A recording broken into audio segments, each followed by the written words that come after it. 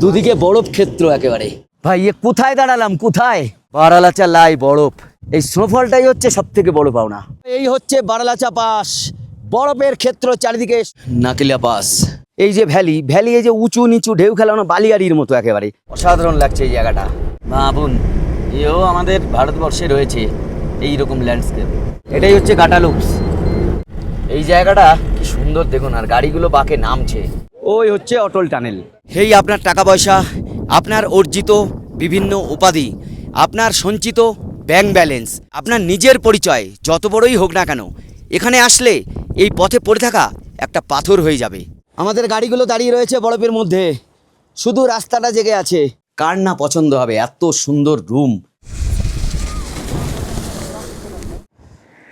ভাবো। নমস্কার বন্ধুরা, নতুন ভিডিওতে আবারও স্বাগত জানাই। আর আমি এখন রয়েছি পুগা ভ্যালিতে। এই পুগা ভ্যালি বিখ্যাত হচ্ছে এখানকার উষ্ণ প্রস্রবণের জন্য। আর এই দিগন্ত বিস্তৃত দেখেছেন ভ্যালি, আর এই ভ্যালি হচ্ছে উঁচু নিচু ঢেউ খেলানো। এখানে লবণ জল, এই ঢেউগুলো আসলে লবণ রয়েছে নিচে, তার উপর ঘাস হয়ে এরকম ঢিবি হয়ে আছে। যাই হোক, ভিডিও এখানে শুরু হবে।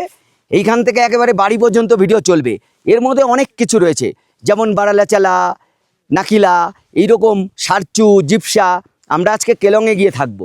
আর আজকে হচ্ছে 28শে মে, আর এখন সময় হচ্ছে সকাল 10টা। আমরা ভিডিও শুরু করছি এই পুগা ভ্যালি থেকে।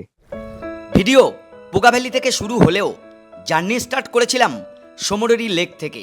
গতকাল সমুদ্রীতে রাত কাটিয়েছিলাম, আর আজ যাব কেলং। রাস্তায় যে পথে সমুদ্রী গিয়েছিলাম সেই রাস্তায় কিছুটা এসে বাঁদিকে পুগা ভ্যালিতে রওনা হই। সুমডো লবণের লেক, পুরোটাই লবণ, সাদা হয়ে থাকে। এগুলো কিন্তু একটাও বরফ না, এগুলো সব লবণ, লবণের ঢিবি। এই আমরা এবার যাচ্ছি পুগা ভ্যালিতে। পুগা ভ্যালি, পুগা ভ্যালি, এখানে গাড়িগুলো দাঁড়িয়ে গেল। এই হচ্ছে পুগা ভ্যালি, এখানে হট স্প্রিং রয়েছে। এই আমাদের গাড়িগুলো এখন ঢুকছে এখানে পুগা ভ্যালিতে।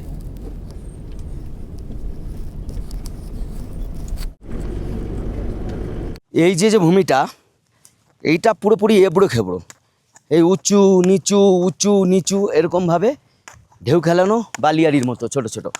অনেক দূরে রয়েছে, এখন অত দূর যেতে পারবো কিনা দেখি। এই যে হচ্ছে ঢেউ খেলানো এইরকম সব।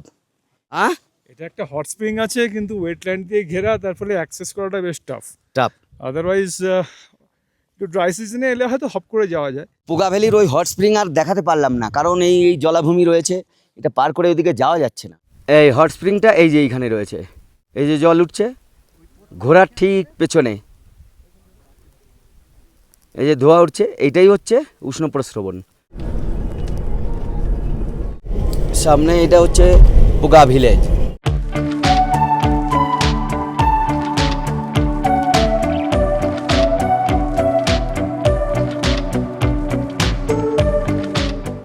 এবার পুরো আমরা একটা ভ্যালির উপর দিয়ে যাচ্ছি ঠিকই, সামনে সকাল লেক, কিন্তু এখানে বালিয়াড়িটা দেখুন, বিরাট উঁচু ঢিবি বালি।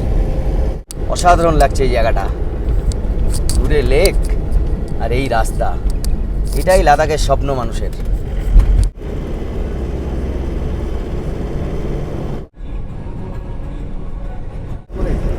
এই হচ্ছে সকার লেক। সকার লেক মানে এত লবণ, এই জন্য এটাকে সাদা জলের লেক বলা হয়, এবং এটা একমাত্র এইখানেই আছে। এত লবণ না, এখানে প্রচুর লবণ, ঢিবি আকারে রয়েছে লেকের চারিদিকে। দূরে আমরা দেখছি এটা হচ্ছে সকার গ্রাম। আমাদের গাড়িগুলো দাঁড়িয়ে গেল এখানে। ভাবলে অবাক হতে হয় এটাই, যে এই একটা গ্রাম, সকার গ্রাম। তো এই গ্রামটি অবস্থান কোথায়? এইদিকে রয়েছে সকার লেক, লবণ লেক, পুরোপুরি লবণ। না চাষবাস হয়, না অন্য কোনো শিল্প, না কোনো ব্যবসা, কিছুই নেই। এখানে একটা গ্রাম। তবে যাওয়া আসার পথে যত পর্যটক আছে, এই গাড়িগুলো এখানে দাঁড়ায়, এখান থেকে কিছু কেনাবেচা হয়, এটা একটা ব্যাপার আছে। দিগন্ত বিস্তৃত এই লেক, এই দোকানপাট থেকে কিছু খাওয়া দাওয়া করে নিতে পারেন। আর এখানে টয়লেটেরও ব্যবস্থা রয়েছে। আর এইখানে এই একটা শিয়াল মরে পড়ে আছে, মানে এত রুক্ষ শুষ্ক না চারিদিকে, খাবে কি, না খেতে পেয়ে মারা গেছে। এই সব এখানে ছেড়ে দিয়েছে এই লেকের পাড়ে, এই গুড়ি গুড়ি ঘাস গজিয়েছে, এগুলো খাচ্ছে এরা। অসাধারণ সুন্দর, এটা মনে হয় পৃথিবীর এক শেষ মাথায় এসেছি। সকালে আমরা একটুখানি রেস্ট নিলাম, তবে এইসব জায়গায় একটু শ্বাসকষ্ট হয়, বেশি জোরে হাঁটাহাঁটি বা দৌড়াদৌড়ি এইগুলো করা যাবে না। তো প্রচুর লোকের ভিড় হবে, প্রচুর।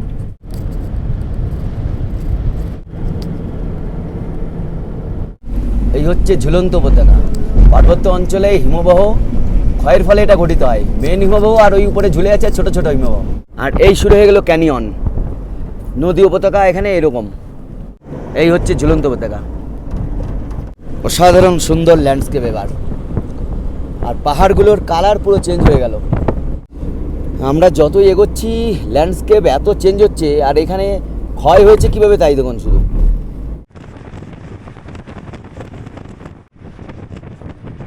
পাং পাং পাং পাং একটুখানি দাঁড়িয়েছিলাম। পাং ব্রিজ পার হয়ে যাচ্ছি। এই সামনের ল্যান্ডস্কেপটা একবার দেখুন।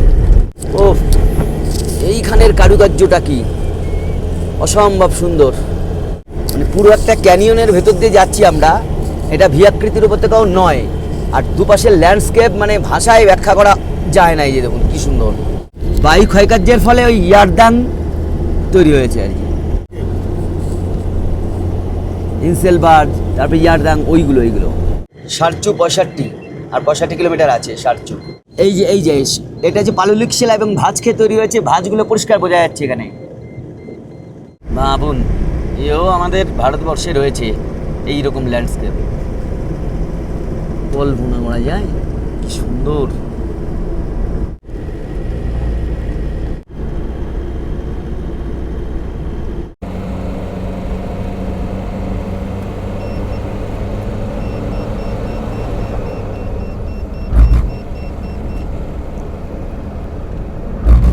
উপরে কোন রাস্তায় আমরা যাব নিচ থেকে অনুমান করুন। একদম এই পাহাড়টা ছিল খাড়া, সেটাকেই কেটে রাস্তা তৈরি করা। এই জায়গাটা খানিকটা কিন্নর কৈলাসের মতো। লাদাখ ভ্রমণের শেষ ভিডিও এটা। লাদাখ আমাকে অনেক কিছু দেখিয়েছে যা আগে কখনো দেখিনি। যাই হোক, আমাদের এই ট্যুর পরিচালনা করছে বাবা বিশ্বনাথ ভ্রমণ সঙ্গী। খরচ হচ্ছে 42,500 টাকা একজনের।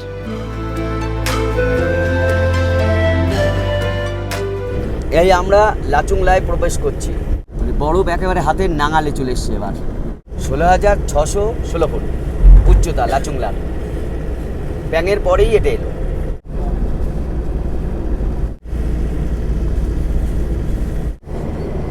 এবার রাস্তার দুদিকে বরফ পাবো। অনেক দিন পর আবার এই যে বরফ দেখছি একদম রাস্তার পাশে। তবে বরফ একেবারে হাতের কাছে পাওয়া উচিত, মানে ধরতে পারার মতো থাকা উচিত। কিন্তু গ্লোবাল ওয়ার্মিংয়ের জন্য বরফ সব শেষ। একেবারে রাস্তা জুড়ে রয়েছে বরফ। কয়েক ফিট উঁচু বরফ এখানে। এই আমাদের একদম রাস্তার পাশ দিয়ে। সারচু এখান থেকে 47, বারালাচা 79। এই যে এই বরফের উপর এই যে হিমবাহের ক্ষয়কার্যের ফলে এই যে কড়ি, শার্ক, পিরামিড চূড়া সব এইটাই রয়েছে। এই যে এইটাই, এখানে কড়ি পাবেন, শার্ক পাবেন। সামনে যে ভূমিরূপটা দেখছেন এইটা কিন্তু পুরোপুরি ঝুলন্ত উপত্যকা। ছোট ছোট হিমবাহগুলো ওই ঝুলে থাকা অবস্থায় মনে হচ্ছে। লে মানালি হাইওয়েতে এবার মানালির দিক যেতে পড়বে নাকিলা পাস, এবং তারপরেই পড়বে কাটা লুপস, যেখানে 21টা খাড়া বাঁক রয়েছে। Nakila pass 15,547 foot. এই যে নাকিলা পাস। এরপরে আসবে কাটা লুপস। লাদাখ ট্যুর আমরা কিন্তু শ্রীনগর দিয়ে শুরু করেছিলাম, মানালি দিয়ে শেষ হচ্ছে। আসলে লে মানালি যে হাইওয়ে এটা বেশি ডেঞ্জারাস কিন্তু ওই শ্রীনগর লে হাইওয়ে থেকেও। প্রচণ্ড খাড়া, এত দুর্গম, খাড়া এবং এত বাঁক, যার ফলে এইখানে গাড়ি চালানো খুবই রিস্কি।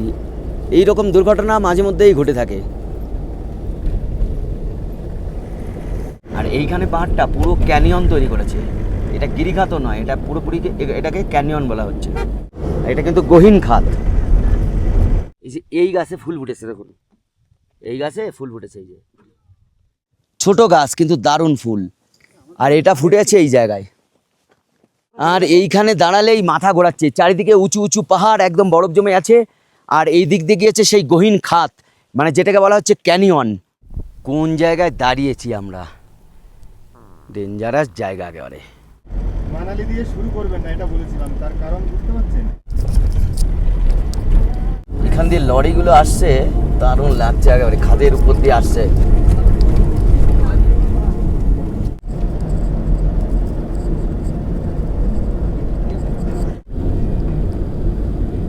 সব হেয়ারপিন বাঁক রয়েছে এখানে, এটাই হচ্ছে গাটা লুপস। এই হেয়ারপিন বাঁকে জ্যাম হয় কিন্তু, কারণ এত কঠিন বাঁক, বড় বড় লরিগুলো পার করার সময় এইখানে এই জ্যামটা হয়। গাড়িগুলো সব দাঁড়িয়ে গেছে বাঁকের জন্য। তো আমরা এখন এই হেয়ারপিন বাঁকে দাঁড়িয়ে পড়েছি। এখানে জ্যাম হয়ে গেছে আর সমস্ত গাড়ি এই যে দাঁড়িয়ে আছে। ওইখানে ওই লরির জন্য এই ঘটনাটা ঘটেছে। আর এই হচ্ছে হেয়ারপিন বাঁক। এইরকম বাঁক রয়েছে, হেয়ারপিন বাঁক রয়েছে মোট 21টা, এবং নিচে দেখুন কত নিচে, এটা খুবই খাড়া বাঁক। এই জায়গাটা কি সুন্দর দেখুন, আর গাড়িগুলো বাঁকে নামছে, অভূতপূর্ব দৃশ্য।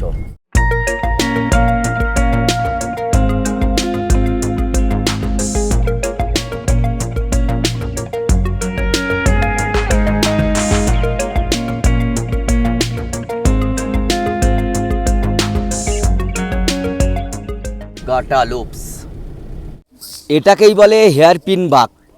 মানে এমন জ্যাম বেঁধেছে এইখানে, এই যে দুটো লরি পাশাপাশি যেতে গিয়ে এই জ্যামটা হয়েছে। এই এখন এত বড় জ্যাম হয়ে আছে এদিকে, পুরো জ্যাম।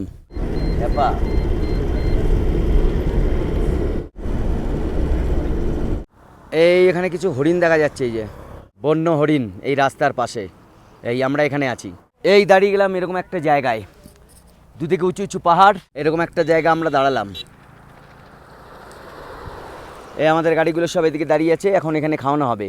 আর রাস্তার এই পাশের ল্যান্ডস্কেপটা একবার দেখুন, অসাধারণ ল্যান্ডস্কেপ। খুব কাছাকাছি চলে এসেছি আমরা। এগুলো কি আইবেক্স না হরিণ বুঝতে পারছি না। এই বন্য হরিণ একদম রাস্তার পাশে, এরকম বন্য হরিণ এতগুলো একসঙ্গে রাস্তার পাশে দেখাই যায় না। এই আমাদের রাস্তায় দিয়ে দেওয়া হয়েছে ফ্রায়েড রাইস, চিলি সয়াবিন আর আলুর দম। সব পথেই বসে গেছে খেতে, দারুণ সুন্দর লাগছে দেখতে। লাদাখ ট্যুরে এসে এই বাবা বিশ্বনাথ ভ্রমণ সঙ্গী এরা এমন এমন জায়গায় দাঁড়িয়ে খাওয়াচ্ছে, মানে প্রত্যেক দিন খাওয়ার টাইমে খুব সুন্দর জায়গায় দাঁড় করিয়ে খাওয়াচ্ছে। দুপুরে খাওয়াটা, এটা কিন্তু আমার বেশ ভালো লাগছে। এই এদিকে দেখুন কি সুন্দর, একেবারে বরফ জমে আছে। দুপুরের খাওয়া শেষে আবার পথে, এ পথের প্রতিটি বাঁকে নতুন কিছু অপেক্ষা করে, আর সেই দৃশ্য দেখতে দেখতেই এগিয়ে চলেছি বারালাচা পাসের দিকে।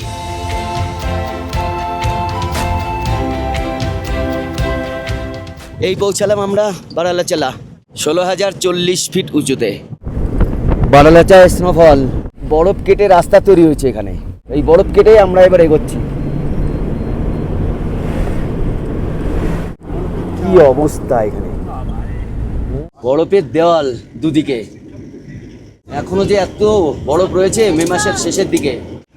ও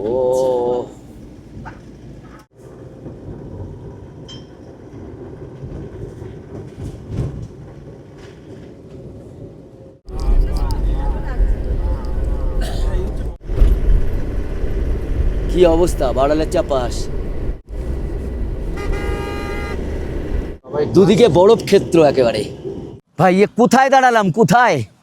হ্যাঁ, ওরে বাপ রে বাপ, বারালাচা পাস, চারিদিকে ধুধু করছে, শুধু সাদা বরফ ক্ষেত্র আর কিচ্ছু নেই। একবার দেখুন এটা কি হাল, বরফ আর বরফ, আবার স্নোফল হচ্ছে এখানে। যে শুধু বরফ তাই না, এখানে আবার স্নোফলও হচ্ছে এখন। যাই হোক, মানে বারালাচায় আপনি কোথাও বরফ না পেলে বারালাচালাতে বরফ পাবেই। 16,040 ফিট উচ্চতায় রয়েছে হিমাচলের এই বারালাচা, আর এখন এখানেও স্নোফল হচ্ছে।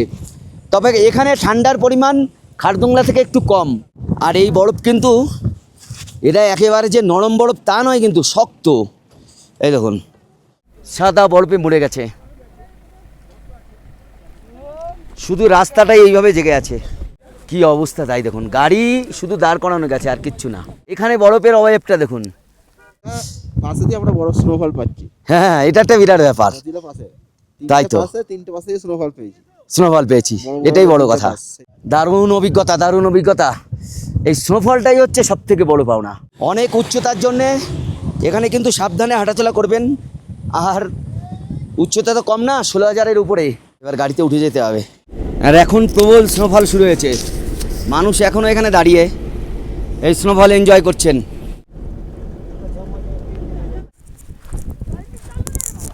প্রবল স্নোফল শুরু হয়েছে আর এখানে হাঁটতেও কষ্ট হচ্ছে।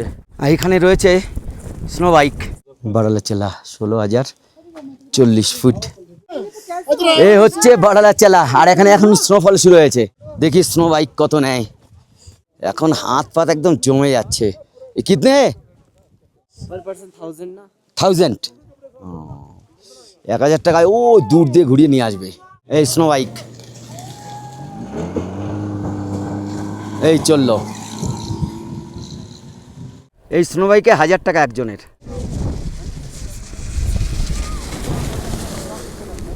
তো এত স্নোফল শুরু হয়ে গেছে না এখানে, আর টেম্পারেচারও খুব নেমে গেছে, যার জন্য দাঁড়াতে পারছি না। এখন আবার গাড়িতে উঠে পড়ি। তো বাড়ালাচা পাস আমরা পার হয়ে যাচ্ছি। প্রচুর বরফ ছিল এখানে। খারদোংলা থেকে এর উচ্চতা কম হলেও বরফের পরিমাণ এখানে সব থেকে বেশি। আর আমাদের আজকের গন্তব্য কেলং। এখান দিয়ে পুরো গাড়ি যাতায়াত করাই প্রবলেম হয়ে যাচ্ছে, এত বরফ জমেছে। বাড়ালাচা থেকে আমরা এখন নামছি, ক্রমেই নামছি। বরফ কমেনি এখনো, কিন্তু আমরা নেমে যাচ্ছি। এপাশে বয়ে চলেছে ভাগা নদী, ভাগা।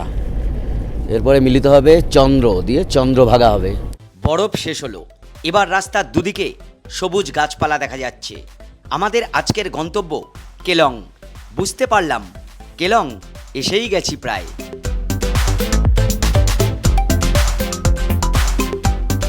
পৌঁছে গেলাম আমরা কেলংয়ে। আমাদের হোটেল হচ্ছে এই যে কলিঙ্গ অ্যাবোর্ড। দারুণ হোটেল দিয়েছে বাবা বিশ্বনাথ ভ্রমণ সঙ্গী আমাদের জন্যে। আর এখানে তো বৃষ্টি শুরু হয়ে গেছে, আগে ঘরে যাই, সব ফ্রেশ হই, তারপরে কথা বলছি। আর দূরে বরফ দেখুন, কেলংয়ে কত বরফ রয়েছে উপরে। এই বাবা বিশ্বনাথ ভ্রমণ সঙ্গী আমাদের এই রুম দিয়েছে। শুধু রুমটা ঢোকার মুখে দেখুন, কার না পছন্দ হবে। এত সুন্দর রুম, কত বড় রুমের জায়গাটা কত বেশি। আর এই হচ্ছে বেড। এখানে রয়েছে একটা টেবিল, দুটো সুন্দর চেয়ার রয়েছে। আর এই কার্টেন সরালে এই হচ্ছে সামনের দৃশ্য, একদম রাস্তার উপর। খুব বড় রুম, পরিষ্কার পরিচ্ছন্ন, ওয়াল টু ওয়াল, মানে একেবারে দেখলেই পছন্দ হবে। এখানে একটা আলমারি রয়েছে, মানে সমস্ত সুযোগ সুবিধা রয়েছে, ও আর বলার কিছু নেই। আর টয়লেটটা হচ্ছে, বাহ, টয়লেটটা অতীব সুন্দর টয়লেট। ওয়াশরুমটা দেখুন, অনেকটা বড়, যত রকম সুযোগ সুবিধা থাকার সমস্ত কিছু রয়েছে, একেবারে অত্যাধুনিক ওয়াশরুম।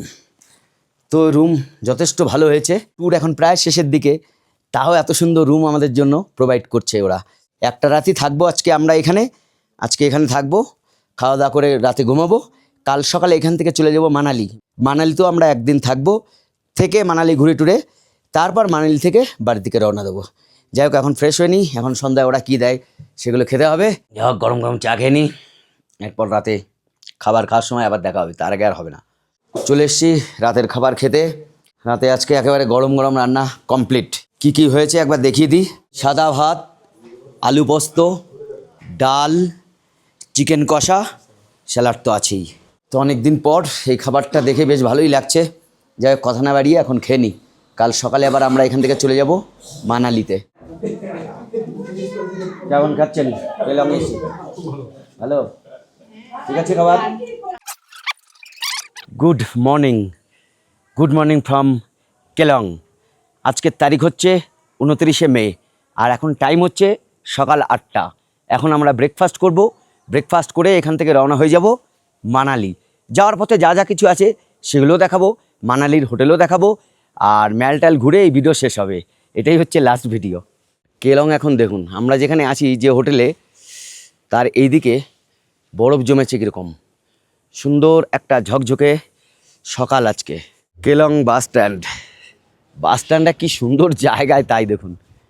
চারিদিকেই পর্বত, বরফ, সবুজ, তার মধ্যে রয়েছে এই বাস স্ট্যান্ড। এই বাস স্ট্যান্ড থেকে আপনি হিমাচলের সমস্ত জায়গায় যেতে পারবেন। সবাই বসে গেছে ব্রেকফাস্টে। আমাদের আজকে ব্রেকফাস্টে রয়েছে লুচি, আলুর তরকারি।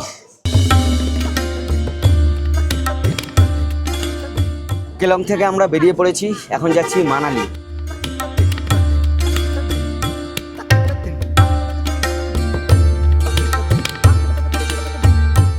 সবুজের মধ্যে বরফ দেখা যাচ্ছে, দেখো চন্দ্র নদী আমার ডান দিকে। চন্দ্র নদীতে জল আছে বেশ ভালো।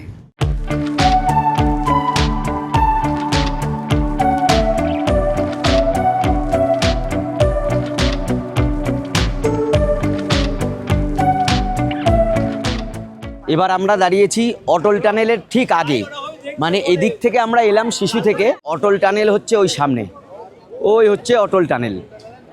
আর এখানে বরফ টরফ তেমন কিছুই নেই।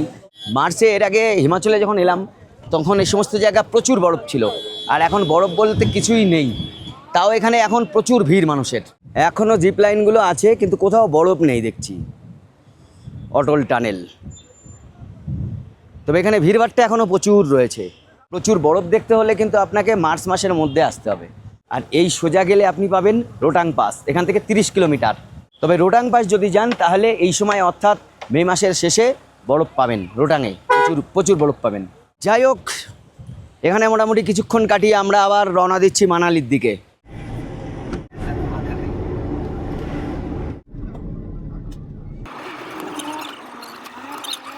এই আমরা অটল টানেলে ঢুকছি।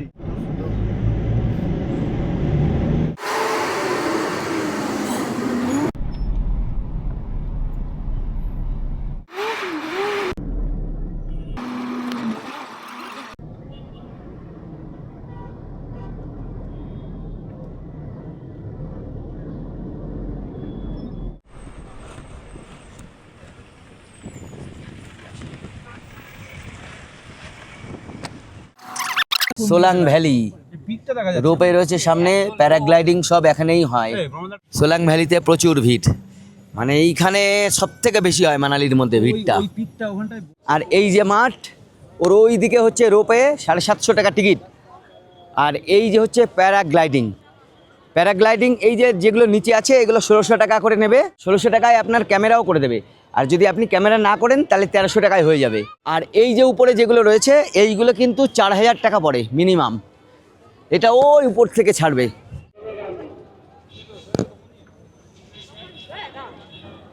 জমজমাট সোলাং ভ্যালি, এই মাথার উপর দিয়ে উঠছে একেবারে।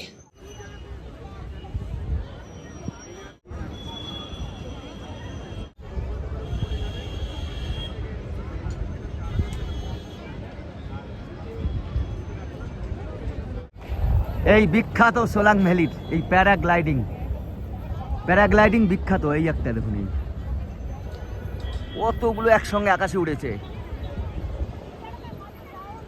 এই সোলাং ভ্যালিতে আমাদের আধা ঘন্টা থেকে 1 ঘন্টা টাইম দেওয়া হয়েছে।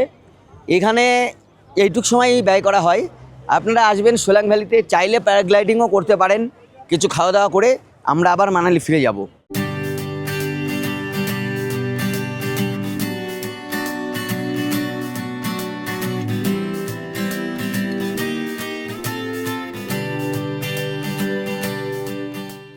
মানালিতেই আমরা হোটেল আমাদের রেখেছে উদয় হিমালয়া,